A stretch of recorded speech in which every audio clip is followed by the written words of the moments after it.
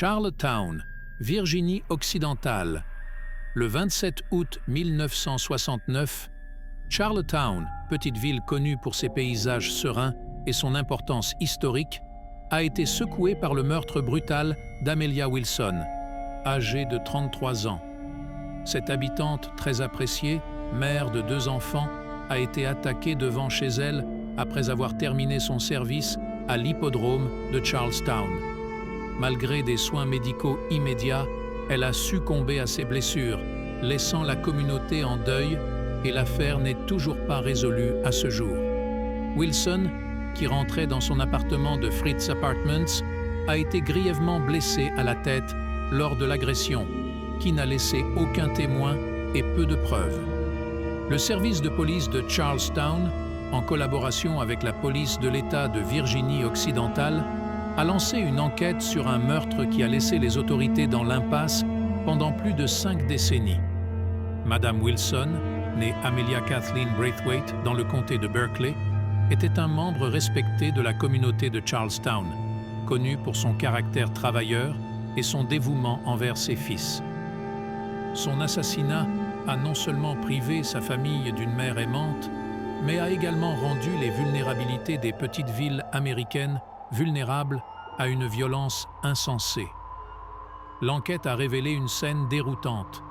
Les vêtements de Madame Wilson avaient été enlevés et soigneusement placés sur une clôture près de l'endroit où son corps a été retrouvé, ce qui a encore accru le mystère du crime.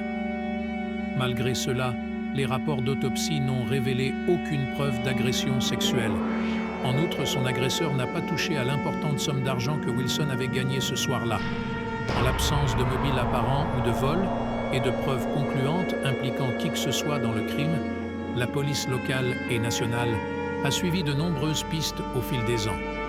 Plusieurs personnes ont été soupçonnées, mais aucune n'a été inculpée, faute de preuves suffisantes. Après la tragédie, les fils de Wilson, Gary et Stephen, ont dû parcourir le monde sans leur mère. La communauté s'est ralliée à la famille, bien que brièvement, et a tenté de collecter des fonds pour les enfants orphelins.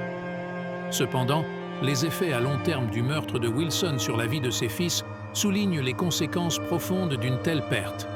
Gary a eu des démêlés avec la justice, tandis que Stephen a réussi à s'assurer une vie stable après des années de tourmente. Les efforts récents pour réexaminer l'affaire ont été entravés par le manque de dossiers disponibles.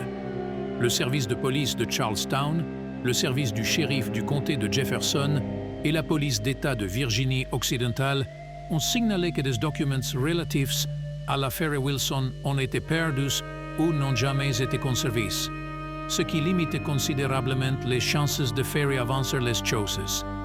Au fil des ans, le meurtre d'Amelia Wilson est passé d'une enquête en cours à une affaire non résolue et les nouvelles générations de Charlestown ignorent en grande partie cette tragédie. Pourtant, pour ceux qui se souviennent, et en particulier pour la famille d'Amelia Wilson, la quête de réponse et de justice se poursuit. L'histoire d'Amelia Wilson reste un rappel poignant de l'impact durable des crimes non résolus sur les familles et les communautés, soulignant le besoin crucial de diligence et de persistance dans les efforts des forces de l'ordre pour résoudre de telles affaires.